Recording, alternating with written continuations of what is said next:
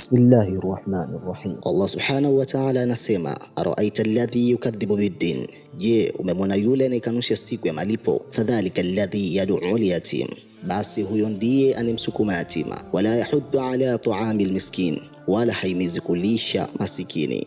Ramadhani inatufundisha kuwa imani ya kweli haikai moyoni tu, bali huonekana kwa vitendo. Miongoni mwa vitendo hivyo ni kuhimiza na kushiriki kuwalisha maskini na kuwafuturisha wafungaji. Mtume sallallahu alaihi wasallam amesema, atakayemfuturisha aliyefunga anapata ujira kama wake bila kupungua chochote. Kupitia Fadhakir Islamic Foundation tunaendelea kutekeleza kivitendo mafundisho ya Qur'an kwa kufuturisha mayatima, kuwafikia watu wasiojiweza, hasa walioko vijijini ambako uhitaji ni mkubwa zaidi. Leo tuna fursa ya kutekeleza amri ya Allah kwa vitendo. Kidogo chako ni futari kwa yatima au mwenye uhitaji, ujira wake ni mkubwa mbele ya Allah. Changia futari kupitia Fadhakir Islamic Foundation kadiri Allah atakavyokujalia: chakula, maji au hata pesa. Vyote ni kheri na vinafika kwa walengo waliokusudiwa. Kama alivyosema Allah subhanahu wa ta'ala, na kheri mtakayotoa basi Allah anaijua. Tushirikiane kueneza rehma za Ramadhani vijijini kwa mayatima. Mwenyezi Mungu akulipe mara nyingi na kuandikie miongoni mwa wanaohimiza kulishwa masikini.